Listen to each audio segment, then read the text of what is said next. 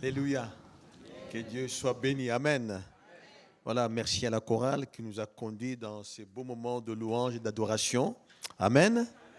Voilà, heureux d'être là ce matin parmi vous pour partager la communion fraternelle. La Bible dit qu'il est doux et agréable pour deux frères de demeurer ensemble, car c'est là que Dieu envoie la bénédiction, la vie pour l'éternité. Amen.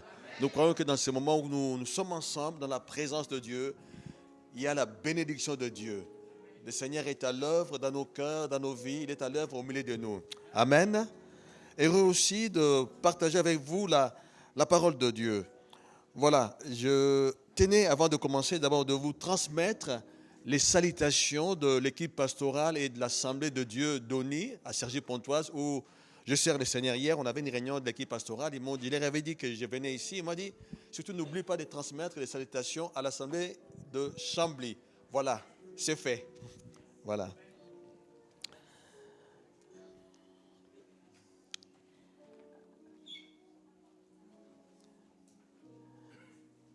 Alors, je propose ce matin que nous puissions lire ensemble dans le dernier livre de la Bible. C'est quel livre? Apocalypse. On va lire dans Apocalypse.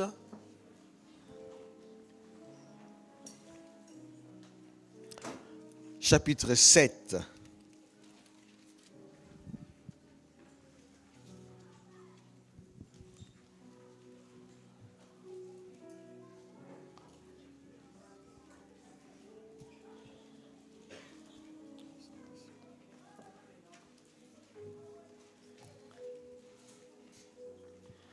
Apocalypse, chapitre 7.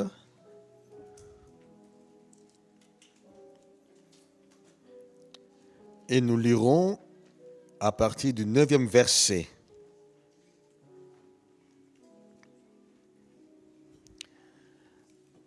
Après cela, je regardais et voici, il y avait une grande foule que personne ne pouvait compter, de toute nation, de toute tribu, de tout peuple et de toute langue. Ils se tenaient devant le trône et devant l'agneau, revêtus de robes blanches et des palmes dans leurs mains. Et ils criaient d'une voix forte en disant, « Le salut est à notre Dieu, qui est assis sur le trône et à l'agneau. » Et tous les anges se tenaient autour du trône, des vieillards et des 4 êtres vivants.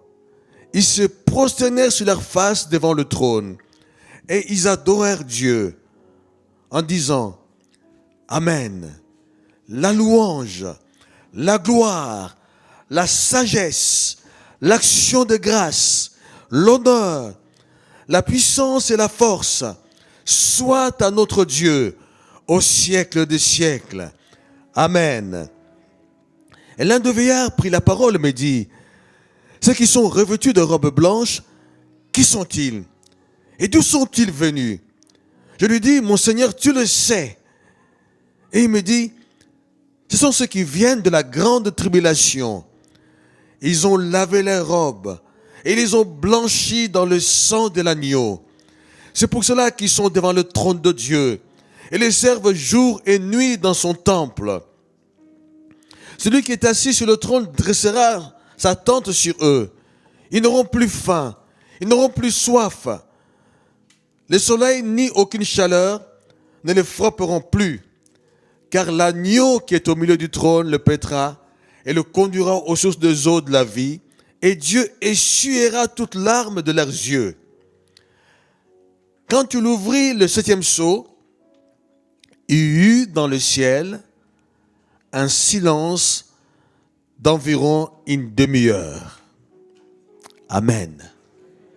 Si vous voulez bien, on va s'incliner dans la prière, dans le recueillement.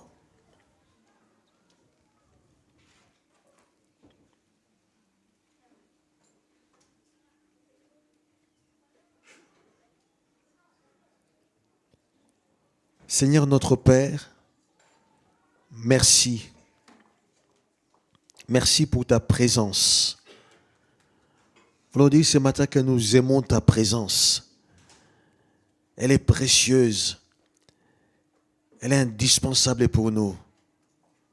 Nous aimons communier avec toi, Seigneur. Seigneur, merci pour ce moment dans ta présence. Ce moment où le Saint-Esprit est là. Le glorieux Saint-Esprit. Merci, Saint-Esprit, pour ta présence.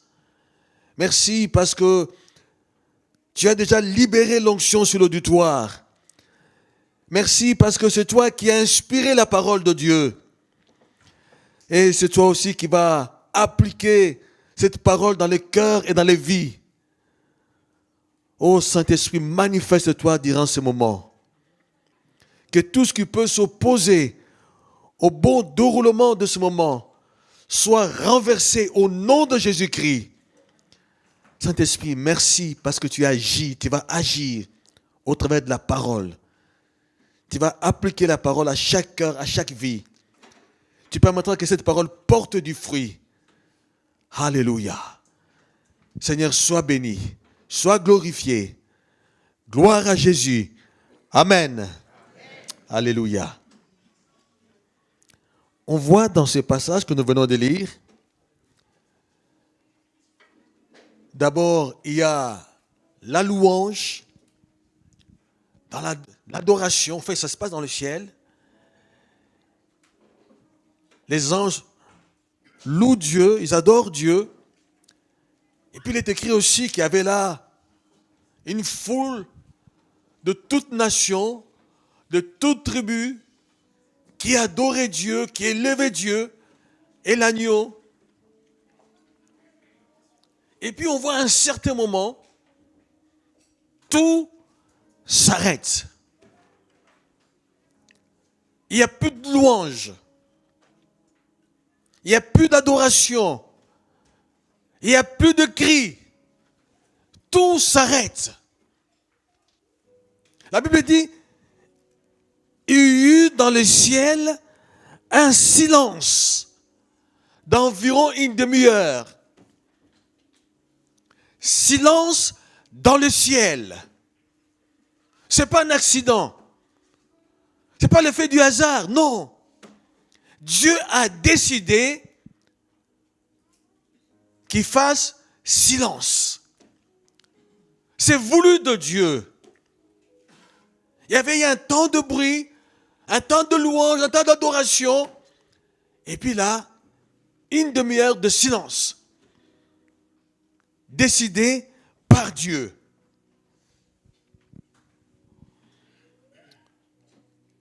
Voyez-vous, nous vivons dans un monde où les gens n'aiment pas les silences. Parfois même parmi les chrétiens, ça dérange les silences. Ça dérange le silence. Les gens préfèrent là où il y a du bruit, où il y a des cris. Les silences dérangent parfois. Il y en a qui ont peur du silence. Je me souviendrai, il y a quelques années en arrière, lorsque je commençais à servir le Seigneur, mon formateur m'a donné parfois une liste des personnes à aller visiter. Un jour, j'ai été visiter quelqu'un, puis j'arrive chez lui, c'était une dame, j'arrive chez elle, elle était toute seule, elle vivait toute seule. Il y avait sa télé qui était allumée.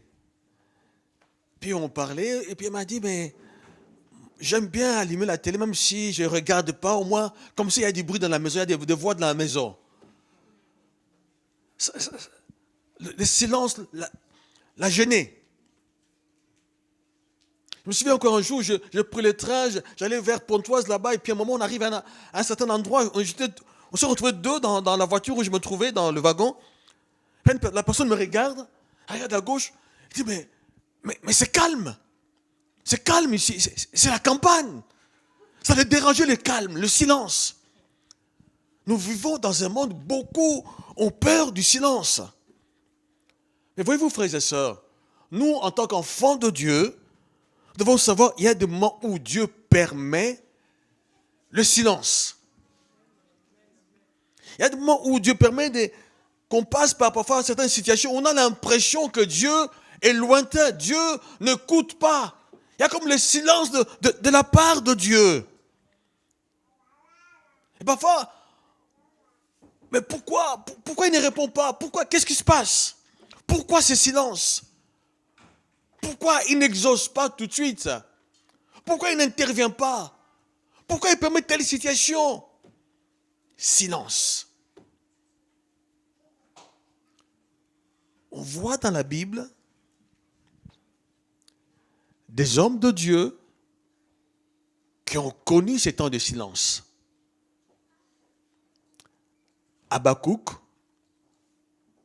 il priait un moment en faveur du peuple d'Israël, le peuple qui était oppressé, opprimé, accablé par un autre peuple païen. Alors Habakkuk, en tant que serviteur de Dieu, se tenait devant le Seigneur et priait pour que Dieu intervienne en faveur de son peuple. Pour que Dieu délivre son peuple de cette situation. Il ne comprenait pas comment se fait-il. Dieu permet cette situation, que son peuple soit oppressé par un peuple païen. Alors il criait à Dieu, Seigneur, interviens. Mais la Bible nous dit, pas de réponse.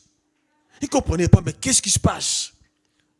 Et il dira dans son livre, dans le livre qu'il a écrit, Habakkuk chapitre 1, verset 2, il dit, jusqu'à quand, ô Éternel, j'ai crié et tu n'écoutes pas.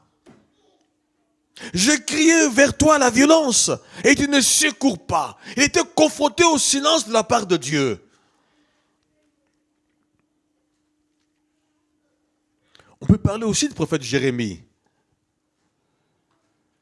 Il avait une mission qui n'était pas facile. Il devait parler de la part de Dieu au peuple d'Israël. C'était un moment où le peuple se révoltait contre Dieu. Le peuple s'opposait au message du prophète Jérémie.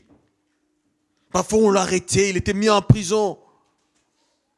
Parfois il était jeté dans une citerne, Il a beaucoup souffert à cause de la mission que Dieu lui avait confiée. Le peuple était radical, il s'opposait au message qu'il annonçait. Alors Jérémie va se tourner aussi vers Dieu. Il va crier à Dieu pour qu'il intervienne. Mais silence. Il dira dans Lamentation de Jérémie, chapitre 3, le 8e verset, « J'ai beau crier et implorer du secours, il ne laisse pas accès à ma prière. » Il ne laisse pas accès à ma prière. Il a l'impression que Dieu ne veut pas entendre sa prière. Il a l'impression que du côté de Dieu, c'est silence. Tout est fermé. On peut parler aussi de Job, que vous connaissez. Job, qui a connu des temps difficiles, des temps d'épreuve.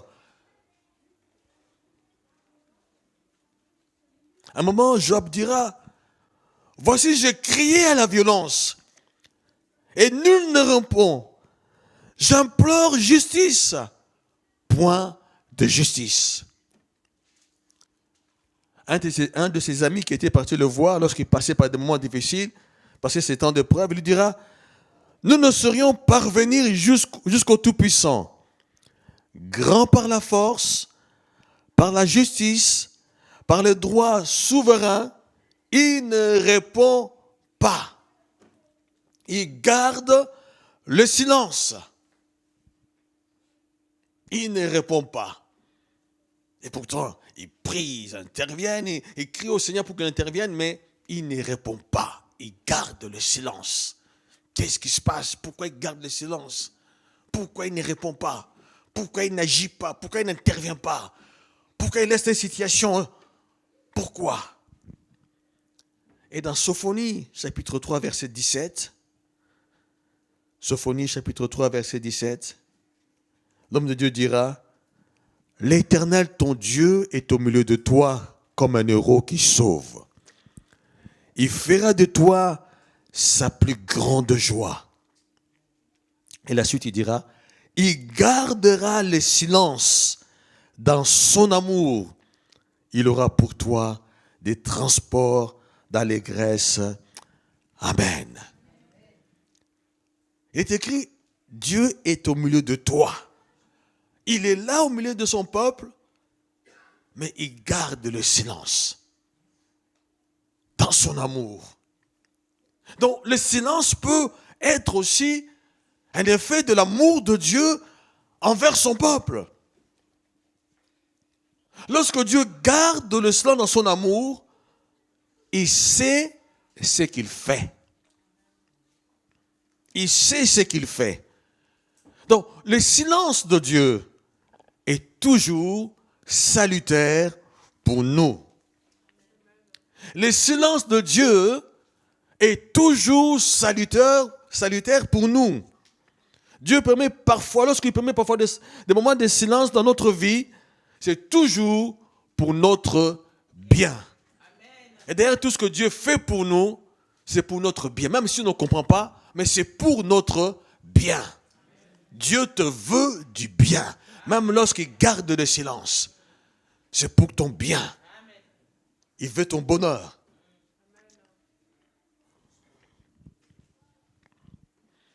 On voit lorsque Jésus était sur la terre, il est arrivé de voir qu'on lui pose des questions et il ne répond pas. Il garde le silence. Devant Pilate. On peut lire ça si vous voulez bien dans Marc chapitre 14. Marc chapitre 14. Jésus est là devant Pilate.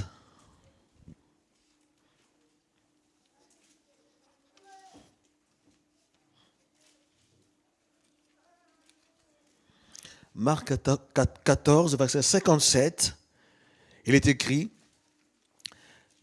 quelques-uns se levèrent et portèrent un faux témoignage contre lui, disant: nous l'avons entendu dire, je détruirai les temples faits de main d'homme. Et en 3 jours, j'en bâtirai un autre qui ne sera pas fait de main d'homme. Même sur ce point-là, leur témoignage ne s'accordait pas. Alors le souverain sacrificateur s'élevant au milieu de l'assemblée, interrogea Jésus et dit: ne réponds-tu rien? Qu'est-ce que ces gens déposent contre toi?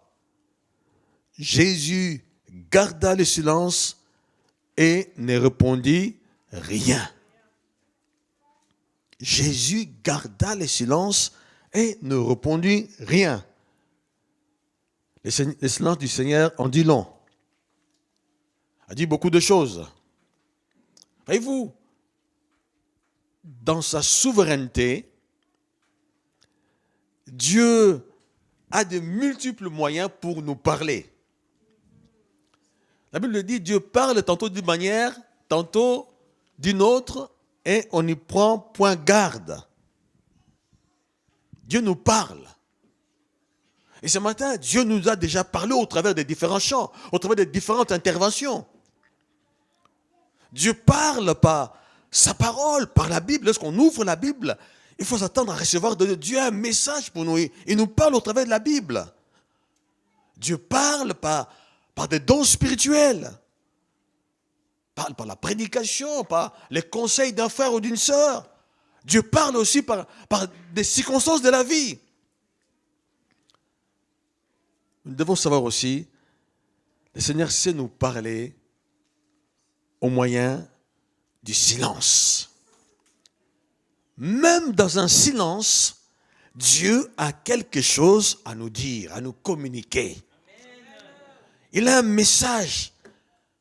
Dans un silence, Dieu a un enseignement à nous communiquer, une leçon à nous apprendre. Vaut mieux le silence de Dieu que plusieurs paroles d'hommes ou plusieurs actes qui vont nous conduire à la perdition, qui vont nous créer toutes sortes de problèmes. Vaut mieux le silence de Dieu.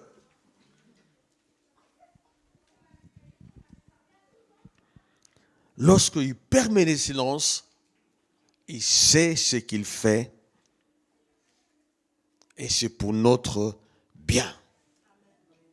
Il sait ce qu'il fait et il a le contrôle de la situation. Alléluia. Il a le contrôle de la situation. Il connaît la fin d'une chose avant même son commencement. Il a le contrôle de la situation. Alléluia. On voit dans la Bible cette femme qui s'est approchée de Jésus, la femme cananéenne, sa fille était possédée, tourmentée par un démon. Elle va vers Jésus parce que pour elle, la solution se trouve auprès de Jésus, pas auprès de quelqu'un d'autre. Elle va vers Jésus et s'attend que Jésus intervienne tout de suite. Que Jésus puisse résoudre les problèmes de sa fille, qu'il puisse délivrer sa fille. Elle crie à Jésus. Jésus ne répondit pas un mot. Jésus garde le silence. Il garde le silence. Tenez, on va lire ça. Matthieu chapitre 15. Matthieu chapitre 15, verset 21. Matthieu 15, verset 21. Jésus étant parti de là, se retira dans le territoire de Tyr et de Sidon. Et voici une femme cananéenne qui venait de se contrer et lui cria, « Aie pitié de moi, Seigneur, fils de David. Ma fille est cruellement tourmentée par les démons. » Il ne lui répondit pas un mot. Il ne lui répondit pas un mot. Il a gardé le silence.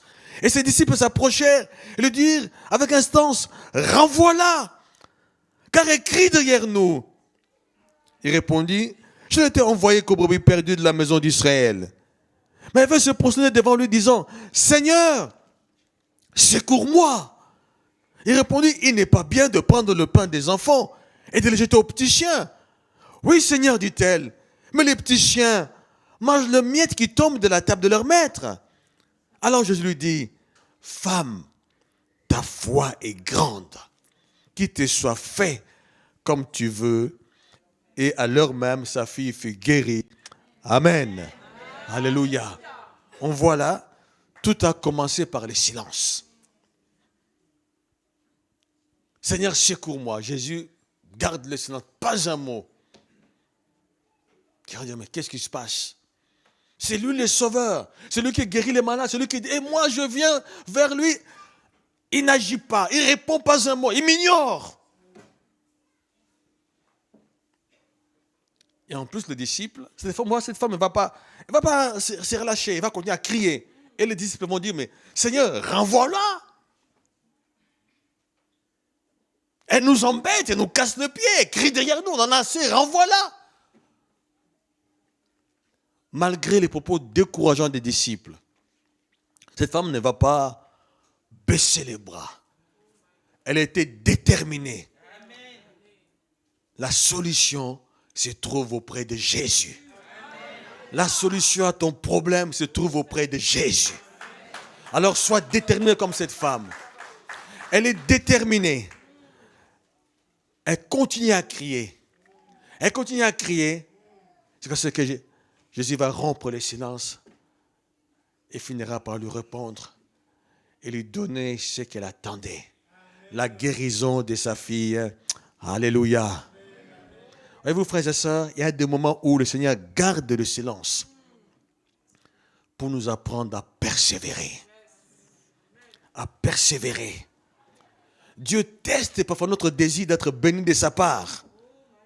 Alors, il nous faut de la persévérance. Il nous faut être déterminé. Figurez-vous si cette femme s'était découragée. Si c'était relâché, dit, mais je crie, il ne répond pas, il n'agit pas. En plus, ses disciples me renvoient. S'il avait abandonné, elle serait passée à côté de la bénédiction. Elle serait passée à côté de la guérison de sa fille. Mais parce qu'elle a été persévérante, parce qu'elle était déterminée, elle a eu ce qu'elle voulait. Sa fille a été guérie. Alléluia. Amen. Alors nous aussi soyons persévérants. Amen.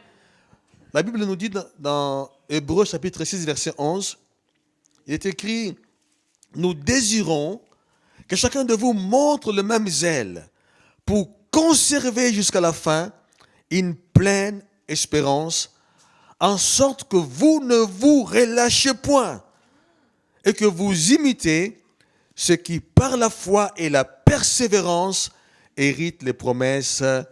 Amen. Ne vous relâchez point. persévère.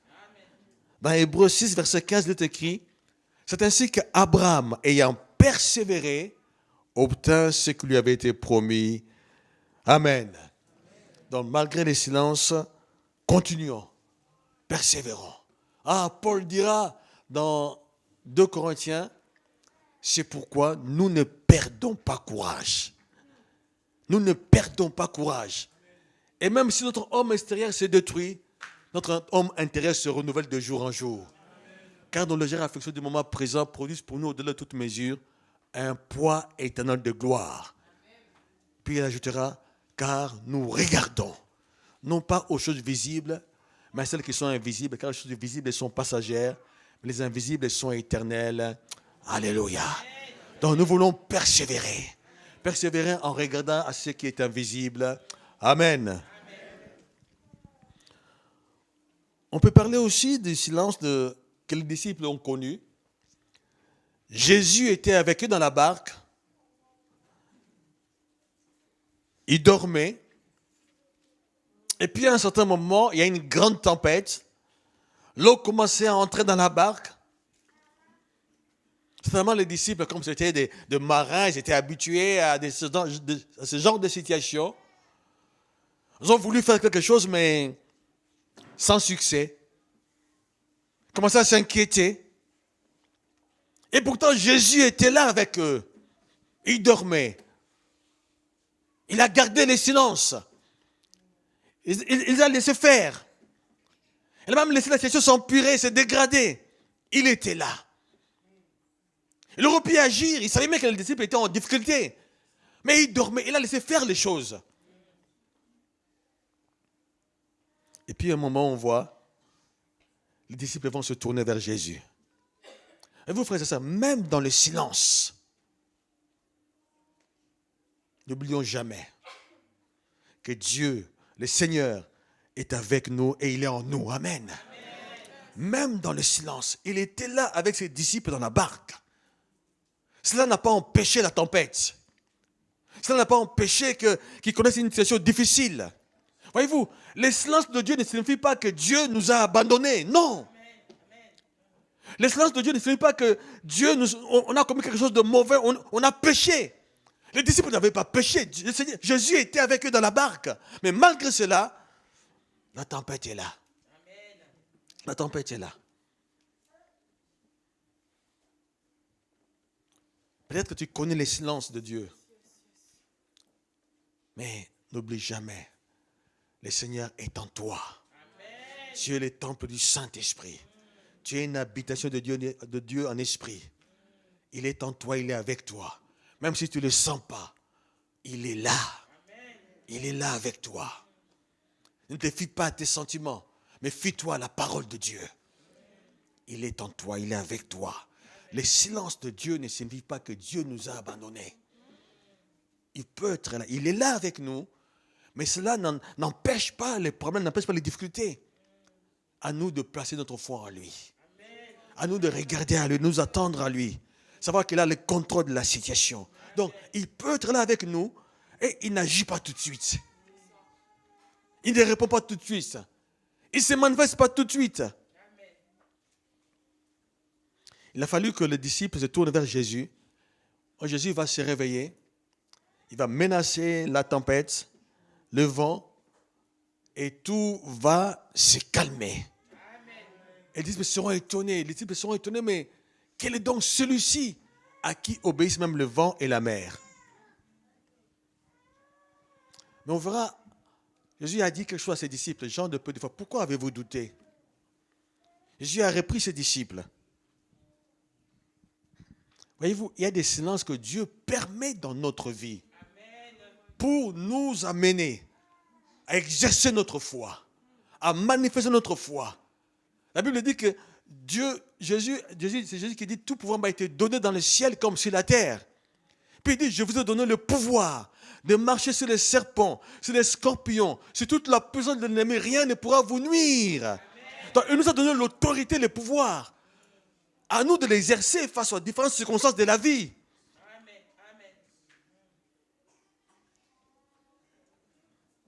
Dans tout silence, il y a toujours quelque chose à apprendre. Dieu ne s'était pas, Dieu ne garde pas le silence seulement pour le plaisir de garder le silence. S'il y a le silence, s'il ne répond pas tout de suite, s'il ne se manifeste pas tout de suite, peut-être c'est pour tenir devant le Seigneur. Quel enseignement tu veux m'apprendre? Quelle leçon je vais apprendre au travers de ces situations? Quel est ce message que tu veux me faire transmettre?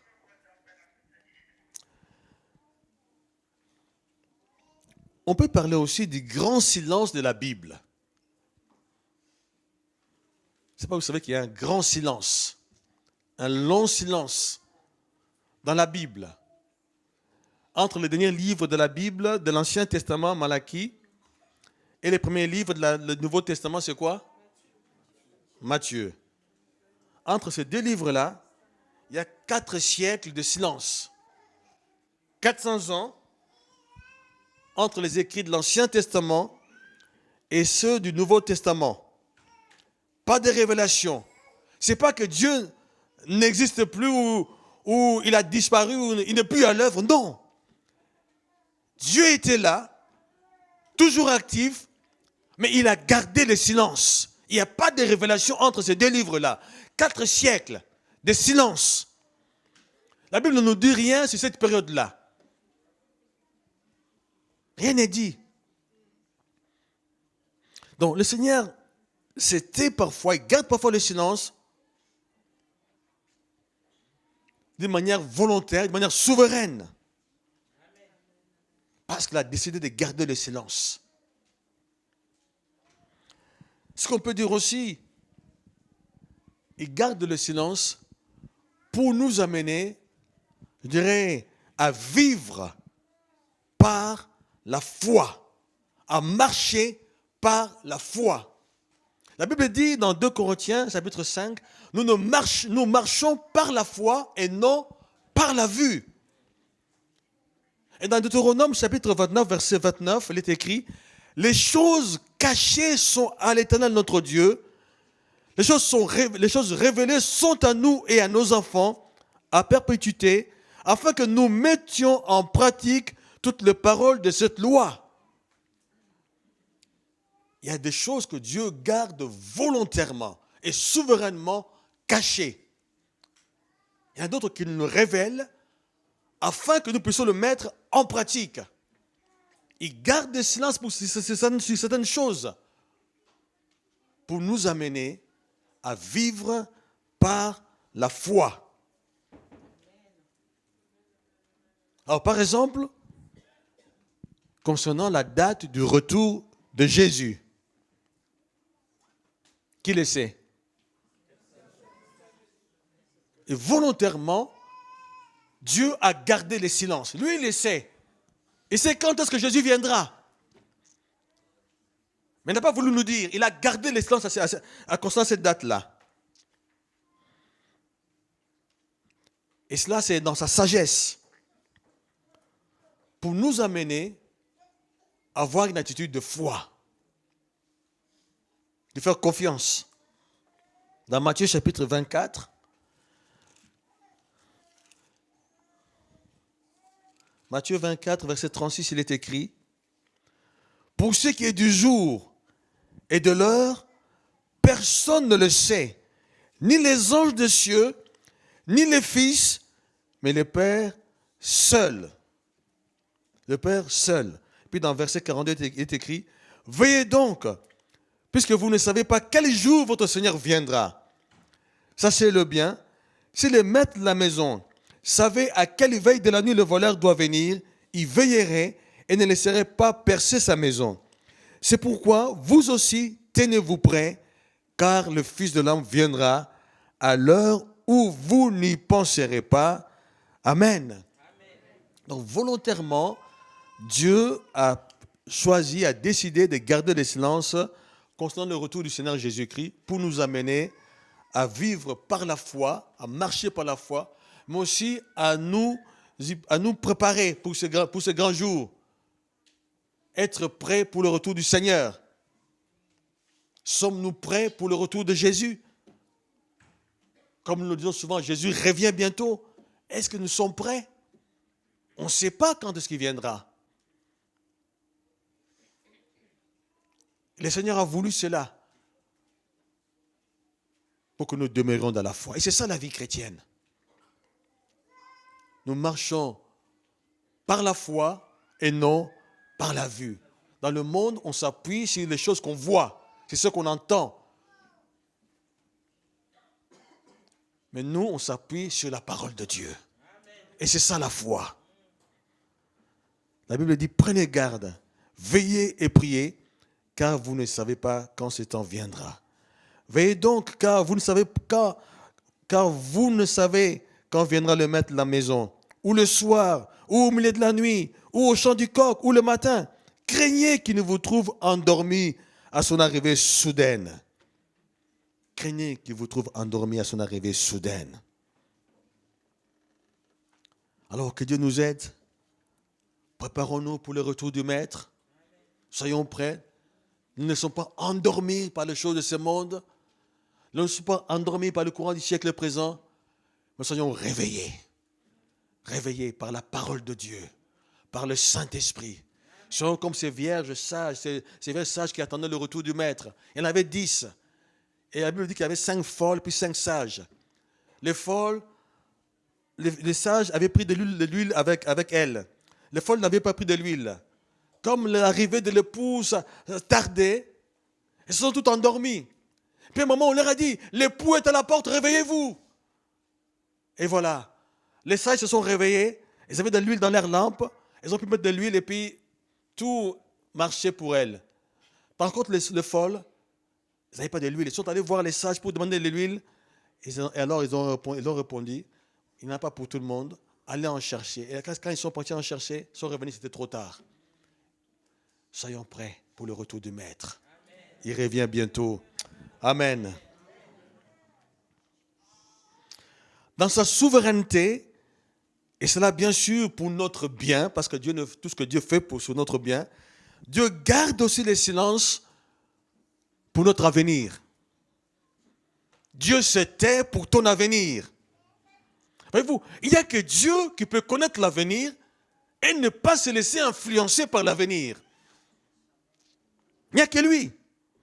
Nous, quand on sait ce qui va se passer dans 3 mois, dans 4 mois, tout ce qu'on fera, on se laisse quelque part influencer par cela, par nos actes, par nos choix, par nos décisions. Regardez quand Dieu avait choisi Saül comme roi.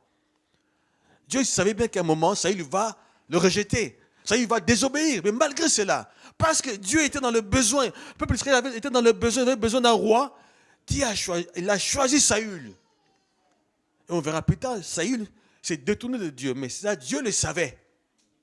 Mais au moment présent, il était l'homme de la situation. Et Dieu l'a choisi. Et il ne s'est pas laissé influencer par ce qu'il allait venir. Donc il n'y a que Dieu qui peut connaître l'avenir et ne pas se laisser influencer par l'avenir. Et maintenant, nous voulons savoir qu'est-ce qui va se passer dans 3 mois, dans 6 mois, dans 1 an. Où serez-vous dans 2 ans? On ne sait pas. Mais lui, Dieu le sait. Dieu le sait. Qu'est-ce qui va se passer dans le monde dans 1 an? Personne ne le sait. Ce qui se passe aujourd'hui là, il y a le Covid, il y a la guerre en Ukraine. Qui l'avait prévu? Personne, mais Dieu le savait depuis longtemps. Il le savait depuis longtemps. Dieu garde le silence concernant notre avenir pour nous amener à marcher, à vivre par la foi et non par la vue.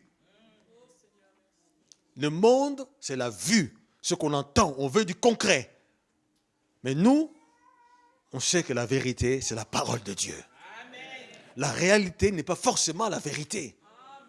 La vérité, c'est la parole. Alors on s'appuie sur la parole. Le chrétien, la nouvelle création, c'est l'homme et la femme qui marchent selon la parole de Dieu. Ils s'appuient sur la parole de Dieu. Ils se laissent diriger par la parole de Dieu.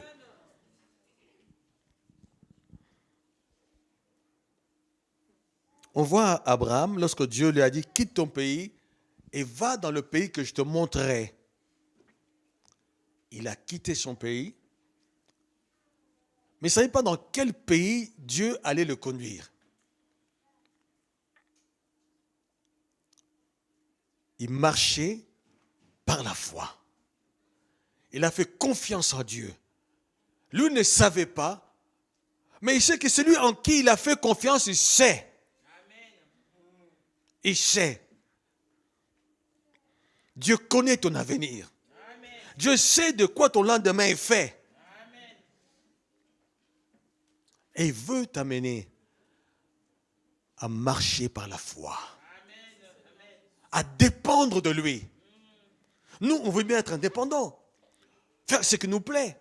Mais Dieu veut nous amener. Alors il a gardé le silence. Il garde le silence pour nous amener à dépendre de lui, à compter sur lui. Jour après jour. Jésus dit, ne vous inquiétez pas du lendemain, car le lendemain aura soin de lui-même. À chaque jour suffit sa peine. On marche pas à pas. On lui fait confiance. Seigneur, tu sais de quoi l'avenir est fait. Tu sais de quoi demain est fait. Je te fais confiance, je vais compter sur toi. Et cela, c'est pour notre bien. C'est pour notre bien. Dieu a décidé de garder le silence concernant notre avenir. Il veut nous amener vraiment à nous reposer sur lui. À compter sur lui jour après jour.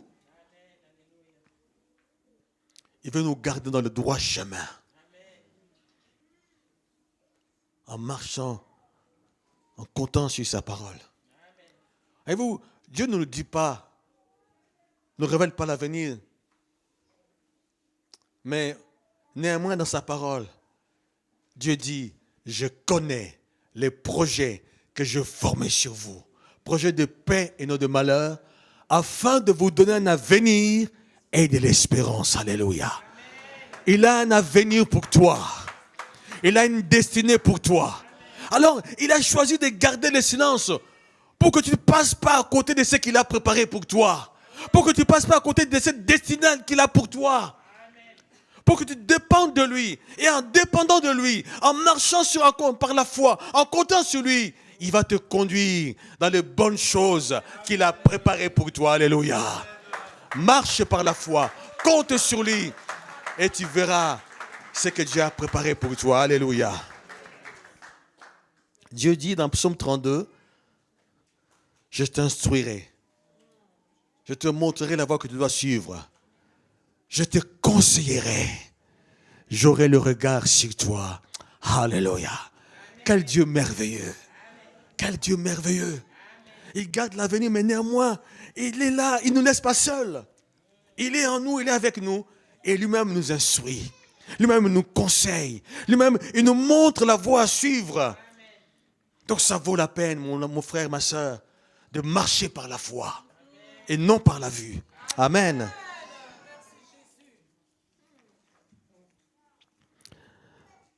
Lorsque nous sommes attachés au Seigneur, lorsqu'on reste attaché au Seigneur, on marche par la foi et que Dieu ne répond pas tout de suite à nos prières, il garde le silence.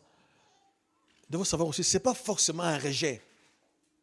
Ce n'est pas parce que Dieu ne répond pas tout de suite. Ce n'est pas parce que Dieu garde le silence, il rejette notre prière. Non. Ou il nous désapprouve. Non. Loin de là. Cela peut être aussi une bénédiction. Une bénédiction. Parce que Dieu est celui qui veut le meilleur pour nous. Dieu veut le meilleur pour toi. Il sait ce qu'il te faut. Et quand il est faux, Dieu sait ce qui est bien pour toi. Et c'est ce qui est souhaitable pour toi, ce qui est favorable pour toi. Toi, tu peux te tromper, mais lui ne se trompe jamais. Toi, tu peux croire, il nous faut ça, on fera ceci, mais c'est pas ça que Dieu a prévu pour toi. Tout le plan que tu es en train de faire là te conduisent aux catastrophes, au malheur. Ils ne sont pas dans le plan, dans la volonté de Dieu. Lui, Dieu connaît le passé, le présent et l'avenir. Mais toi, tu ne connais pas l'avenir. Il sait de quoi ton lendemain est fait. Tu peux demander à Dieu telle chose. Seigneur, donne-moi telle chose. Tu fais des prières, mais tu vois, il n'y a pas de réponse. Oh, mon frère, ma soeur, c'est pour ton bien que Dieu ne répond pas tout de suite. C'est pour ton bien. Il a prévu autre chose mieux que ce que tu lui demandes. Il a prévu le meilleur pour toi. Jésus dit, votre Père sait que vous en avez besoin. Donc, le temps de silence, c'est un temps de silence que tu connais actuellement. C'est un temps où Dieu est à l'œuvre. Il prépare le meilleur pour toi. Il prépare les choses, il prépare les circonstances. C'est vrai, c'est dur pour toi. Dis, mais j'aurais voulu que Dieu intervienne, que Dieu agisse tout de suite. Mais tu ne sais pas ce que Dieu est en train de faire. Il y a des choses qui t'échappent. Mais lui, il a le contrôle de la situation. Il est en train de préparer les choses. C'est temps de silence. C'est un temps de bénédiction. Un temps de grâce. Dieu est à l'œuvre. Il travaille. Il prépare les circonstances. Il prépare les personnes. Il est à l'œuvre. Alléluia. Même dans le silence, Dieu est actif. Toi, tu ne vois rien, mais lui, il voit tout. Il y a des choses qui sont là que toi, tu ne vois pas. Toi, tu te limites à ce que tu vois avec tes yeux physiques. Mais lui, il voit au-delà. Alors, fais-lui confiance. Marche par la foi et non par la vue. Le temps de silence peut être aussi un temps où Dieu, bien sûr, il prépare les choses, mais aussi il nous forme. Il nous éduque. Dieu est un formateur, le meilleur éducateur. Il sait comment nous former, comment nous préparer. Ça me fait penser à Joseph. Par un songe, Dieu lui avait montré comment il allait l'élever, même au-dessus de ses frères. Il avait 17 ans à cette époque-là. Mais on verra, pour que cela se réalise, il a fallu 13 ans de silence. 13 ans où il a connu des moments difficiles, des moments de preuve, vendu comme esclave, se retrouve dans la maison de Potiphar, et puis plus tard, il va se retrouver en prison. Un temps de silence peut être... Il aurait pu se poser des questions, mais comment c'est fait? Mais Seigneur, tu m'avais montré telle chose, que je serais élevé, voilà ce qui se passe, voilà ce qui m'arrive. Un temps de silence. Mais pendant tout ce temps-là, Dieu était en train de préparer les choses. Il était en train de le former, de l'éduquer pour la tâche qu'il avait prévue pour lui. Et lorsque le temps est accompli, le temps est arrivé, on verra, le Seigneur a accompli tout ce qu'il avait prévu pour lui. Joseph sera gouverneur en Égypte. À un moment, lorsqu'il y aura la famine dans le monde entier, on verra, ses frères vont venir en Égypte et se prosterner devant lui. Donc, le silence de Dieu est toujours salutaire pour nous. Toujours salutaire pour nous. Toujours pour notre bien. Dieu veut ton bien. Dieu veut ton bonheur. Ne l'oublie jamais. Tout ce qu'il fait, même si parfois sur le coup, je ne comprends pas, c'est difficile, mais il dit, Seigneur, je sais que tu veux mon bien. Tu ne peux pas me décevoir. Alors je te fais confiance. Je te fais confiance. Je termine. Il y a beaucoup de choses à dire, mais je termine là. Quelle est notre attitude face au silence de Dieu? Que faire quand il y a ce temps de silence? On prie, rien ne se passe. On a l'impression que Dieu est lointain. Dieu ne veut pas répondre. Il y a toutes sortes de choses qui nous arrivent, des situations difficiles qui nous arrivent. On se pose toujours des questions. Que faire face à ces... Comment agir? Quel comportement on doit avoir face au silence de Dieu? Lamentation de Jérémie, chapitre 3. Parce que Jérémie a connu le silence aussi. Alors il a écrit à ce sujet. Lamentation de Jérémie, chapitre 3. Et nous lirons à partir du verset 26.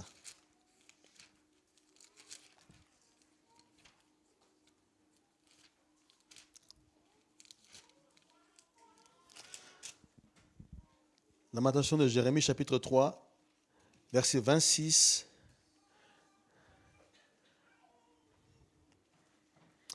Allez, même à partir du verset 24. L'Éternel est mon partage, dit mon âme. C'est pourquoi je vais espérer en lui. L'Éternel a de la bonté pour qui espère en lui, pour l'âme qui le cherche. Il est bon d'attendre en silence le secours de l'Éternel. Amen. Attendre dans le silence de la foi. Au lieu de nous inquiéter, au lieu de chercher à faire ceci ou cela, au lieu de nous angoisser, au lieu de poser toujours des questions, au lieu de commencer à parler par-ci, par-là, dire toutes sortes de choses, pourquoi ceci, pourquoi ceci, pourquoi cela, la Bible nous dit d'attendre dans le silence de la foi. La Bible dit que c'est dans le calme et la confiance que sera votre force. C'est dans le repos et dans la tranquillité. Dans le repos sera votre tranquillité. Amen. Dieu sait ce qu'il fait. Il sait ce qu'il fait. Dieu connaît cette situation par laquelle tu passes. Il ne t'a pas oublié.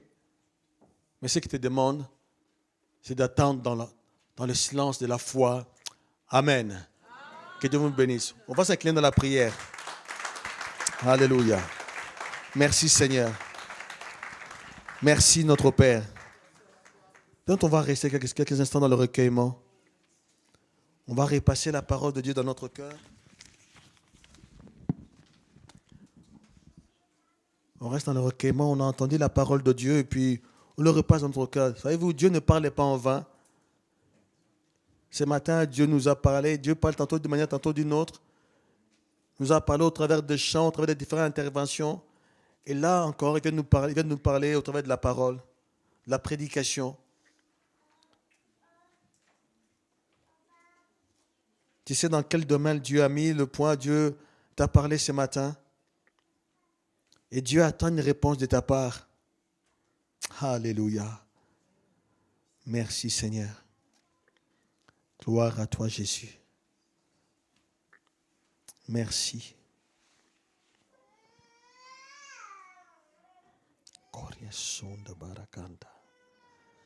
Merci notre Père. Ta parole est la vérité, elle ne retourne point à toi sans produire des effets. Saint-Esprit, merci parce que c'est toi qui donnes vie à la parole de Dieu. C'est toi qui appliques la parole dans les cœurs, dans les vies. Alléluia. Tu travailles avec la parole. Alléluia. Oh, merci Saint-Esprit parce que je sais que tu es à l'œuvre. Kentubar kent faka babakar yashinda. Bekent fadi birikanta. Rimba koria sonka makaria sheke de birikanta. Rindo koria stonta baka tibikanta. Hende.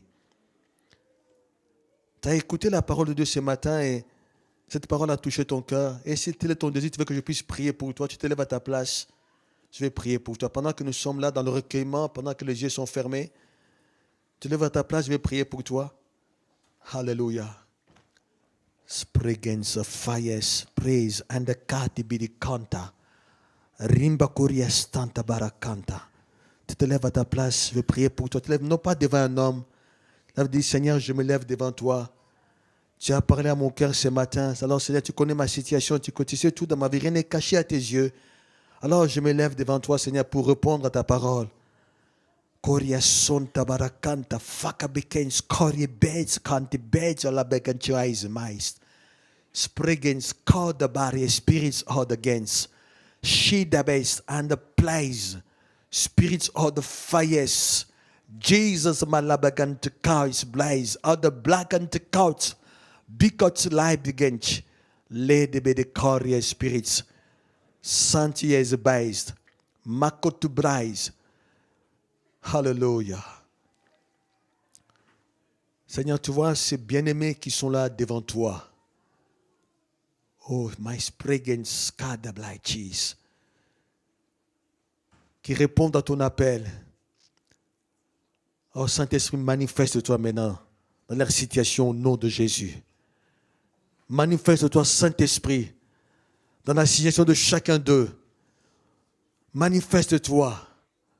Oh, my shikada barway spregen te faka babakara shinda barokonte.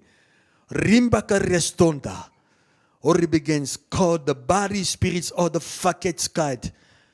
Manifeste-toi, Saint-Esprit, dans la vie de chacun d'eux, dans la situation de chacun d'eux. Tu te manifestes maintenant.